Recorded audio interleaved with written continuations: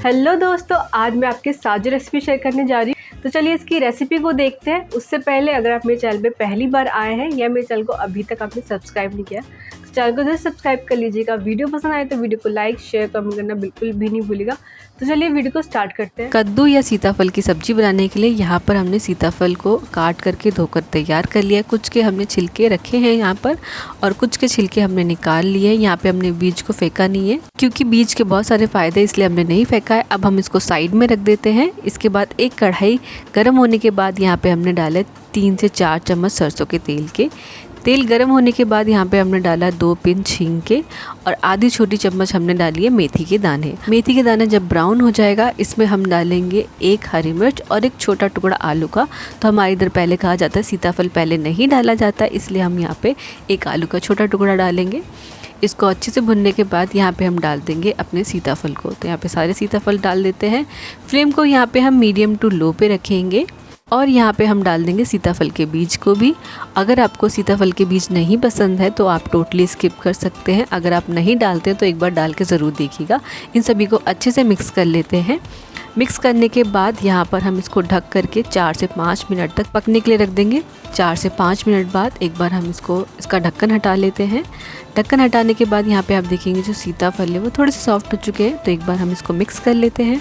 तो यहाँ पे फ्लेम को हम मीडियम टू लो पे ही रखेंगे। मिक्स करने के बाद यहाँ पे हम कुछ बेसिक मसाले डाल लेंगे, जैसे कि 2 चम्मच धनिया पाउडर। तो यहाँ पे धनिया पाउडर डाल देते हैं। 1 छोटी चम्मच के करीबन कश्मीरी लाल मिर्च पाउडर, आधी छोटी चम्मच तीखी लाल मिर्च पाउडर, आधी छोटी चम्मच डालेंगे हल्दी पाउडर के और 1/4 चम्मच डालेंगे यहाँ पे हम काला नमक और यहाँ पे नमक डालेंगे टेस्ट के अनुसार।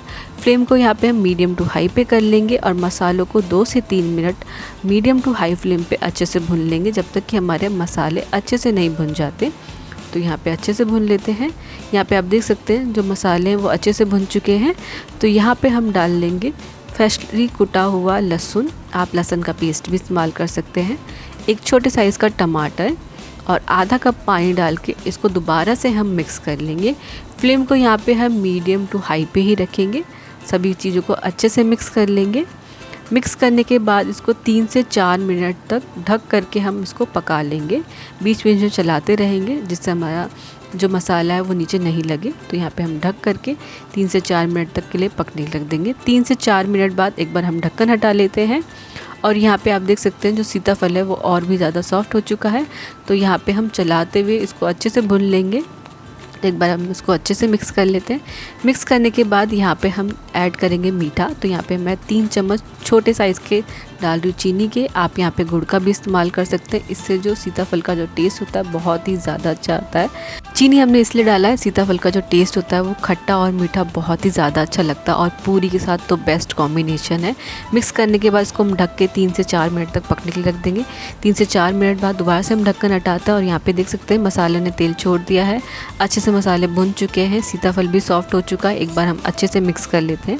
यहाँ देख सकते हैं सीताफल जो है वो सॉफ्ट हो चुका है और जो मसाले हैं वो भी अच्छे से भुन चुके हैं। यहाँ पे मैं आपको दिखाऊं जो सीताफल है कितना सॉफ्ट हो चुका है। तो यहाँ पे मैंने एक सीताफल का टुकड़ा ले लिया और चम्मच से देख सकते हैं ईजिली कट रहा है और ईजिली यहाँ पे आप देख सकते हैं ये मैश भी हो जा रहा है।